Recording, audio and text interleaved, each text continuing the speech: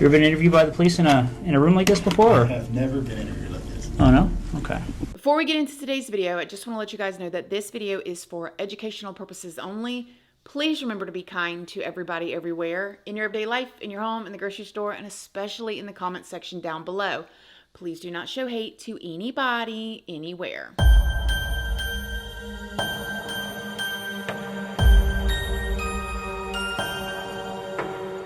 Good morning, my lovelies, my beauties, my friends. My name is Christina and welcome to my channel. If you're new here, thank you so much for clicking on this video. I really hope that you will subscribe, stick around, take a chance in hearing some things that I have to say. And if you are a returning subscriber, y'all already know, y'all are my babies. So good morning, good morning, good morning. How is everybody doing today? I hope you all are having an amazing day. I hope you all had a wonderful week. I hope everybody's enjoying this nice, crisp, cool weather. I don't know about where you guys are at, but here in Florida, it has been freezing. I mean, consistently freezing. I'm not used to it. I wanted it to cool down a little bit, but it has been so cold, you guys. I don't even know if they sell clothing meant for this type of weather here in Florida. So I hope y'all are enjoying the weather. I hope it's been good. And I hope everybody is getting geared up for the holidays. And I hope you guys are doing well. So in today's video, we are going to be talking about somebody that was definitely considered like a golden boy, or, you know, like the perfect man and the perfect husband.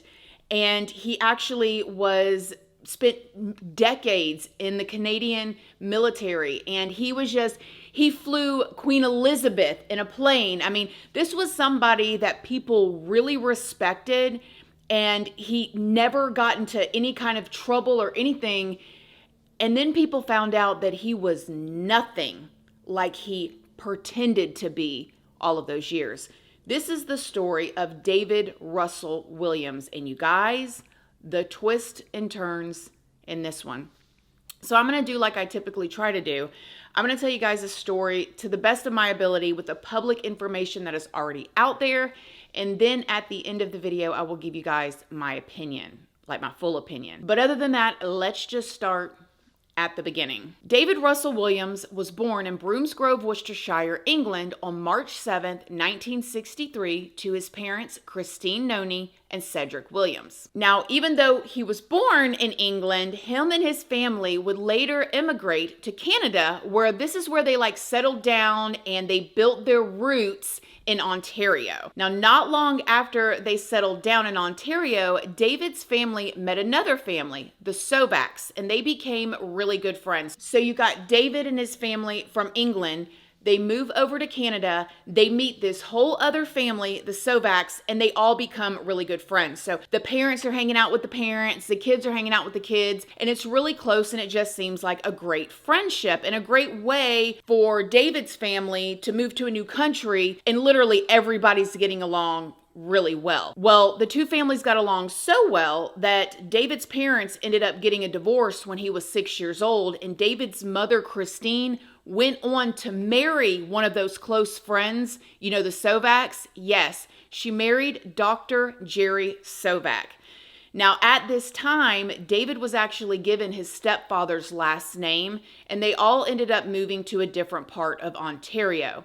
This is where David would grow up, and David was in high school there, and he ended up delivering a newspaper like in his spare time to make some extra money.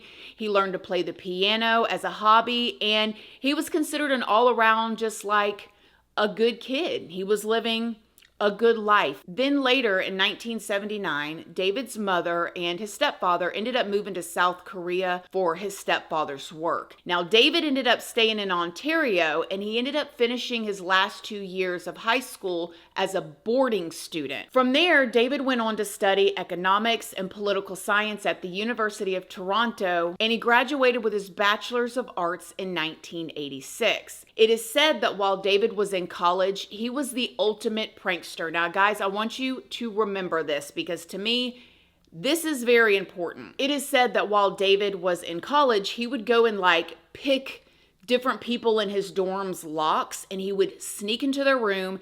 He would hide behind something, and then he would like jump out and scare them. So everybody knew him as a prankster because he would do stuff like this way back in his college days. Now, after college in 1987, David joined the Canadian Forces, and this is where he received his flying wings. After David received his flying wings in 1990, he would go on to have a very, very successful military career, and he was in the military, I think, for 23 years. He was known to be a model military officer, and like I told you guys in the beginning of this video, he even flew many important people like Queen Elizabeth across Canada and overseas. He was very trusted by the military, obviously trusted as a pilot, and people really respected him. On June 1st, 1991, David married a woman named Mary Harriman. Mary was actually the associate director of the Heart and Stroke Foundation of Canada. So two very successful people together at this point.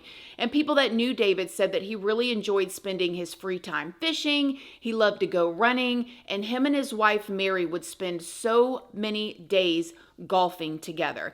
It was like they were the perfect couple, very successful, and they basically just had a wonderful life together. By July of 2006, David and Mary would move together to a suburb in Ottawa. Now, Ottawa was considered to be like the safest place in Canada. Hardly no crime rate, a beautiful area, and the two of them were really happy to move there. David, however, also owned a little cottage in a place called Tweed. Tweed was about 125 miles away from where the house was in Ottawa that him and his wife purchased and basically lived in. Now, David would go and live in this little cottage in Tweed part-time so he could be closer to his job. The job that he was working at when he would go stay at this little place in Tweed was when he was working for the National Defense Headquarters. Again, like when you're looking at these titles, you're looking at the flying wings that he's got, you're looking at the people that he is dealing with. He was very trusted, but everything was definitely not as perfect as it all seemed from the outside. Not long after David got stationed at this post, David met a woman named Corporal Marie-France Comeau on a military flight. He was actually her commander, so he had access to all of her personal information. He had access to stuff like her phone number, her schedule, her address, basically anything that you would need to find out where she was, what she was doing, when she would be in certain places. However, in November of 2009, the corporal was sadly beaten. She was raped, and she was eventually killed inside her home by an unknown intruder. At the time, the police had no leads in her case. But then, on January 28th of 2010, a 27-year-old woman named Jessica Lloyd disappeared from her home in Ontario. After receiving a tip from somebody that was driving by Jessica's home the night that she went missing, they said that they actually saw an SUV parked in a field by Jessica's house that wasn't normally there. Now, where Jessica lived at was like off of an interstate, and anybody that knew her, her family that knew her, she basically never really had company. She worked and she went home, and you could see her car from the highway, but for there to be a random SUV parked near her home was very suspicious. Because of that, investigators decided to take a look around, and when they did, this is when they found tire track marks that were left in the snow along the north tree line of her property. The tire marks in this tree line was about 330 feet away from her home. They also found shoe prints. So this is all they have at this point. Somebody seeing this unknown vehicle parked over in this area. They go over and look, they find the shoe prints and the tire tracks. 1 week later, though, after Jessica's disappearance, the Ontario Province Police conducted an extensive search, and when they did, they ended up setting up like a whole entire roadblock. They ended up putting up the roadblock because they wanted to stop everyone just to look at their tires. So That's pretty impressive. And where they set this roadblock up was literally on the highway right by Jessica's house, and they were stopping every vehicle and looking at their tires. While the investigators were stopping people, guess who was in this car line? The golden boy. David. Yeah, he was driving down the highway heading to his part-time home in Tweed. Now at the time, he was driving his Nissan Pathfinder instead of the typical BMW that he usually drove. Now when they stopped him as a part of this search, this is when one of the officers noticed the resemblance of his tires to the treads that they had seen in the snow that was parked over there by Jessica's house. The investigators recorded the information about the tires, and they were indeed later matched to the tire tracks that was left near Jessica's house. Because of the tire track marks, this is when David became their #1 suspect. And can you guys imagine?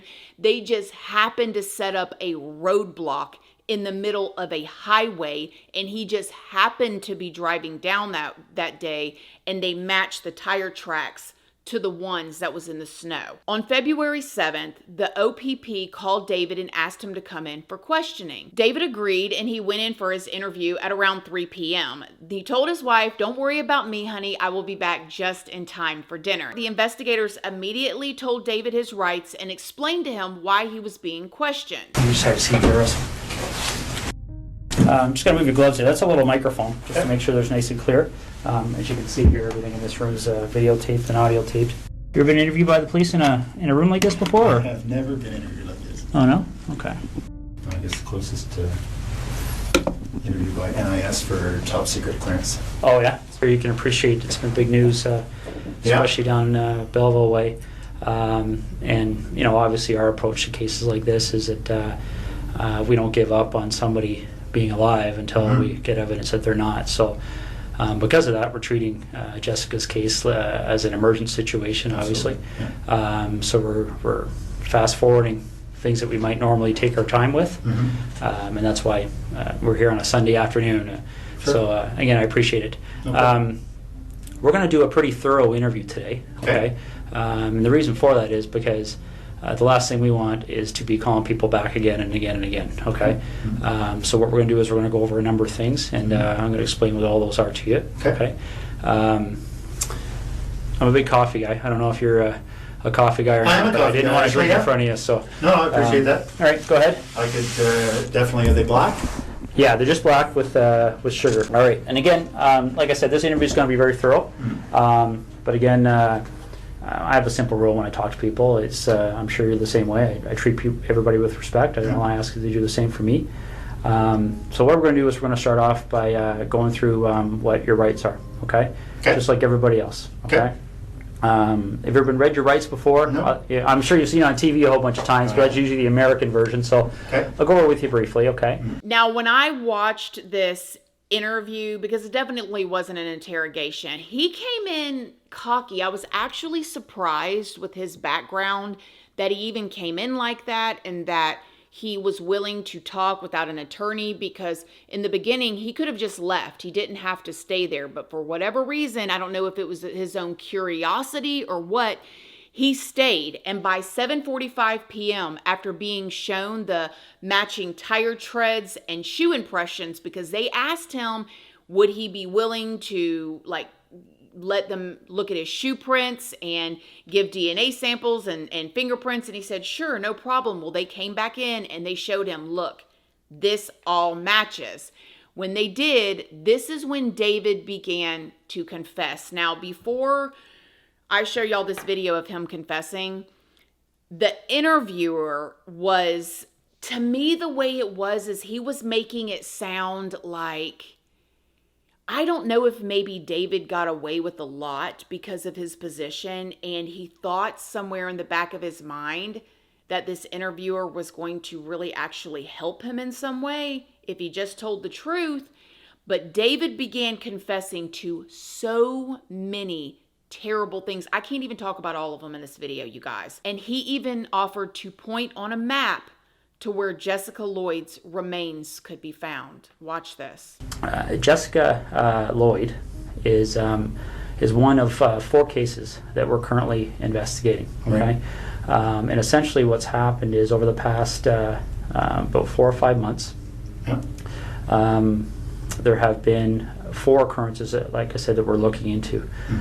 2 of those occurrences occurred in September of 2009, Yeah. and very briefly, they were up in the Tweed area. Yeah. They involved somebody entering 2 different women's houses in the evening hours and committing sexual acts. Yeah. Okay, a young lady by the name of Marie-France Comeau, My people. yeah, was found murdered in her home in Brighton. Yeah.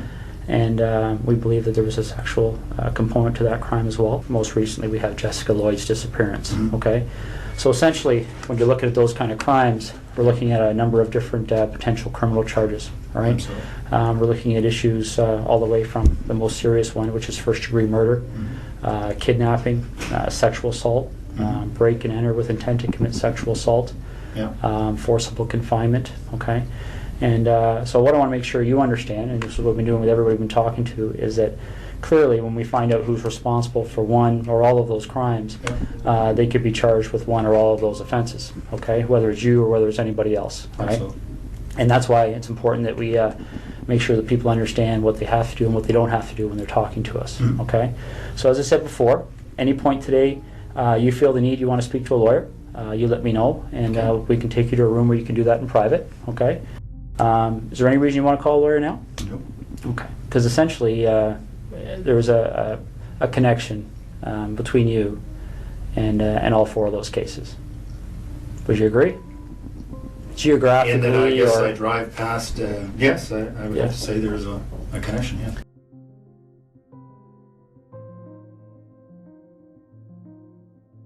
and how did you know Marie-France Comeau? I'd only met her once. She was on a crew I was on just after I got to the base. Okay. So the next thing we need to cover off is, well, I'll just ask you this straight out. Given the types of crimes we're investigating, do you get much chance to watch television shows, CSI, things like that? I do watch, I prefer Law and Order, but I do watch CSI occasionally, yes. Okay. So you have an idea of, obviously, the forensic capabilities, things like that are out there. What would you be willing to give me today to help me move past you in this investigation? What do you need? Well, would you be willing to supply things like fingerprints, blood samples, Sure. things like that? Yeah. Okay. Footwear impressions? Yeah. Okay. All right. I think that's what we're gonna ask you to do. Okay. All right. Trying to be as discreet as possible. Okay. But the problem is, Russell, is every time I walk out of this room, there's another issue that comes up. Okay. And it's not issues that point away from you; it's issues that point at you. Okay. And I want you to see what I mean. All right. This is the footwear impression of the person who approached the rear of Jessica Lloyd's house on the evening of the 28th and 29th of January. Yeah. Okay. This is a photocopy of the boot that you took off your foot Yeah. just a little while ago. Okay. Now, I'm not an expert in footwear impressions, so I rely on the experts. Your vehicle drove up the side of Jessica Lloyd's house. Your boots walked to the back of Jessica Lloyd's house on the evening of the 28th and 29th of January. Okay, you want discretion. We need to have some honesty, okay? Because this is getting out of control really fast, Russell. Okay, really, really fast.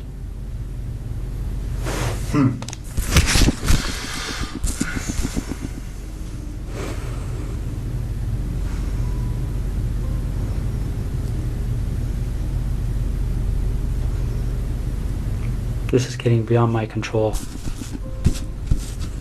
All right, I came in here a few hours ago and I called you the way I called you today because I wanted to give you the benefit of the doubt. But you and I both know you were at Jessica Lloyd's house, and I need to know why.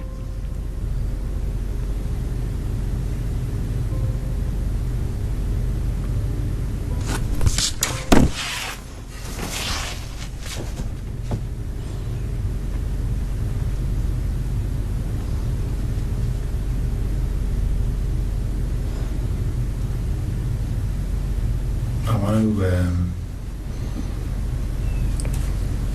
minimize the impact on my wife. So do I.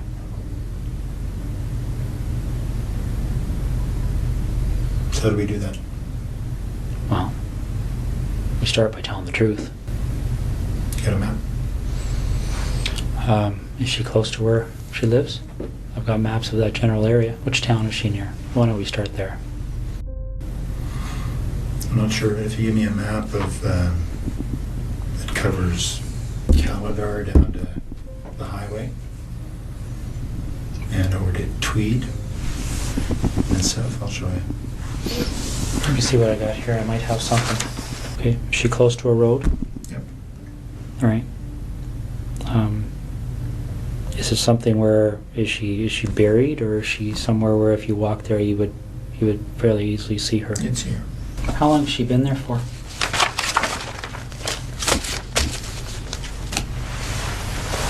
A little over a week. Was it fairly quick from the time she left? Friday night.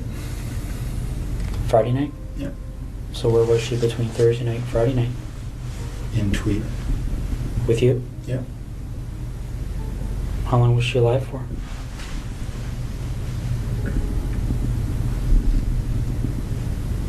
Almost 24 hours, not quite. Okay. Russ? You're doing the right thing here. Okay. He ended up telling the investigators that he played a role in dozens of crimes, including multiple cases of breaking and entering and SA in and around the same area where David lived. So he's, again, this golden boy, done all of this stuff, has lived this life. He's got these degrees. He's, been in the military. He had his these flying wings. He's flying important people all over the place, working for the national defense, but also in his spare time, he's breaking into his neighbors' houses and stealing undergarments from them, some of them being children. David would also go on to tell the investigators where they could find evidence in his own home, including hidden keepsake pictures of his victims and of himself posing in their underwear. He even told them where they could find videos where he videotaped himself assaulting women and them begging for their lives and even ending their life. So he would videotape this. He would break into people's houses. He would wear their undergarments.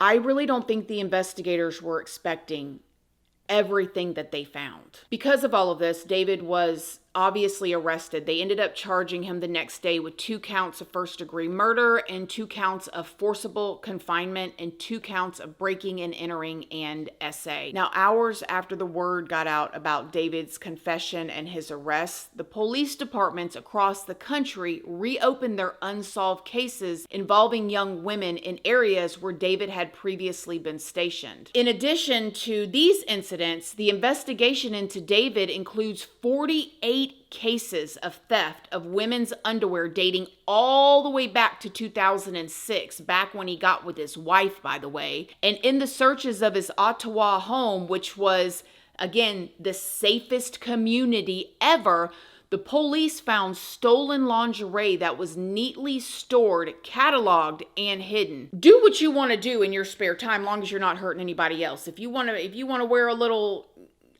whatever, then that is your business. But I'm trying to figure out too, like at this point, his wife, all of this stuff, these videos, everything was stored where she lived. I mean, did she not ever touch anything? I wonder too, what kind of marriage did they have? Because he was obviously gone a lot. Nevertheless, a month later, they ended up placing David on undid all watch after he tried to shove a cardboard toilet paper roll down his throat. That's how he was going to end it all, y'all.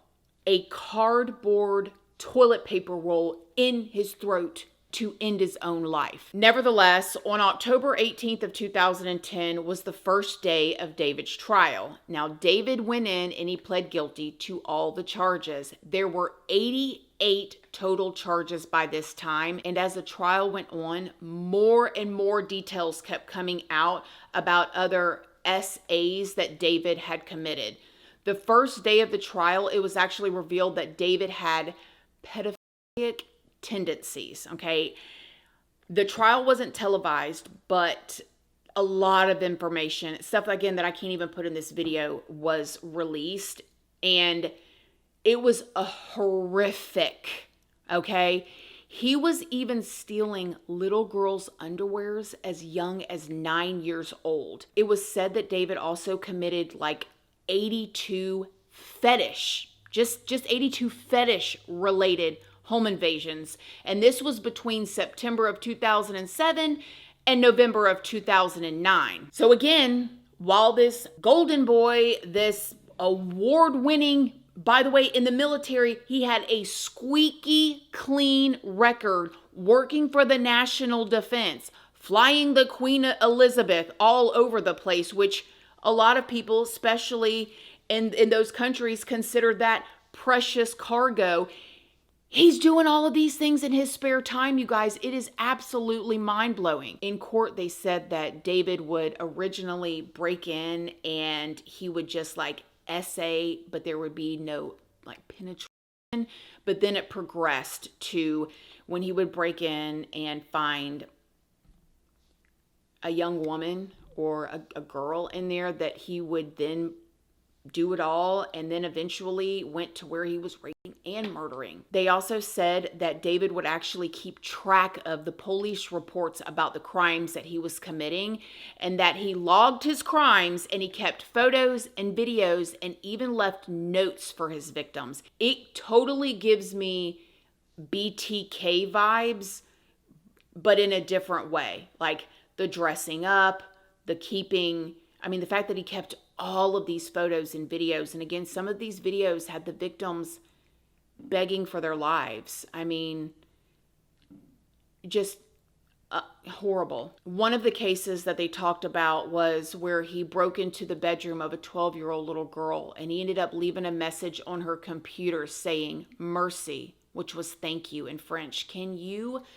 imagine how sick you have got to be to break into a 12-year-old little girl's bedroom and do whatever he did, and then leave a message of thank you on her computer? Some of the victims, though, and I would probably think this was for the better, they didn't even know that their homes had been broken into or that anything had been stolen until the details came out during the trial. I mean, a lot of them were probably like, that's where all my underwear were going. Like, that's where all my, oh my gosh, how sick. Anyways, a lot of the neighbors who thought they had the best neighbor in him, this happy couple, don't bother anybody, he's off to serve the country or help to protect us. They're waving at him, they're feeling safe, and they had no idea that he was breaking into their homes, stealing their underwear, y'all. They were absolutely horrified.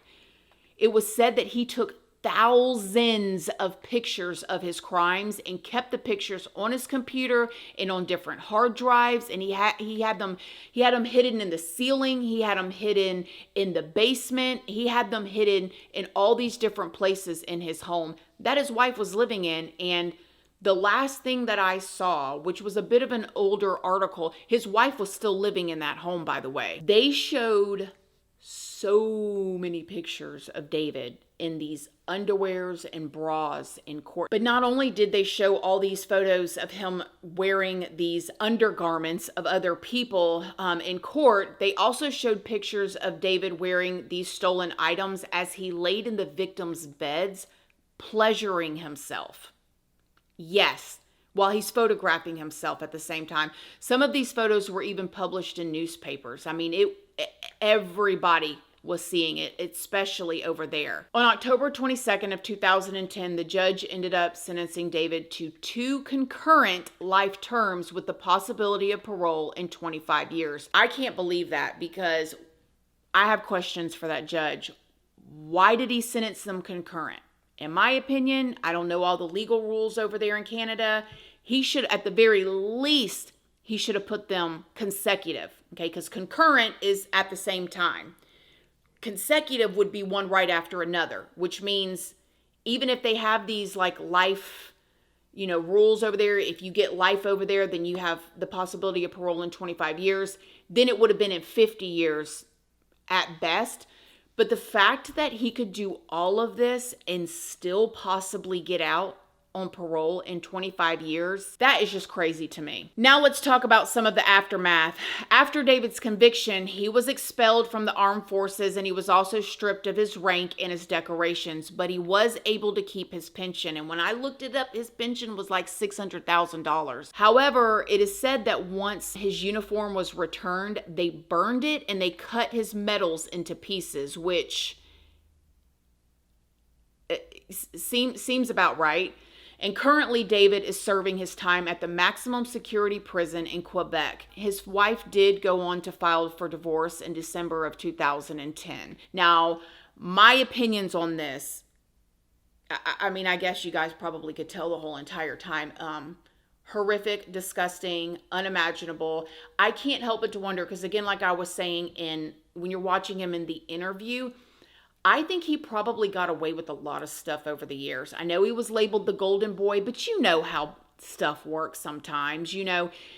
People take up for each other, they excuse things, and I think he thought that there was a chance that he was not going to get what he got. And still he didn't. The possibility of parole in 25 years, he should never see the light of day again, ever. At best. And again, I have questions for the wife. I'm not saying she did anything wrong at all, but she didn't suspect anything ever. That's a lot. She never found, maybe she came across some photos and she just thought, or maybe he liked wearing her undergarments and to her it was like normal. It was a thing that they did, but I don't know. I've never been in that situation before, but I kind of feel like maybe if she found him or he liked to wear, a little pink lace every now and then versus thousands and thousands of photos of himself and videos. Come on. Maybe she was scared of him. Maybe something else. I don't know. But I have questions. I want to know as a wife, I would love to know. And I would hope that he never gets out on parole. What do you guys think? Have y'all heard about this? Let me know what you guys think in the comment section down below. Other than that, I love y'all. After I just tell y'all another horrific story, I love you. I promise I do. I hope y'all have a wonderful weekend. And I will see y'all next week for the next video. Love you guys. Y'all have a good one. Bye.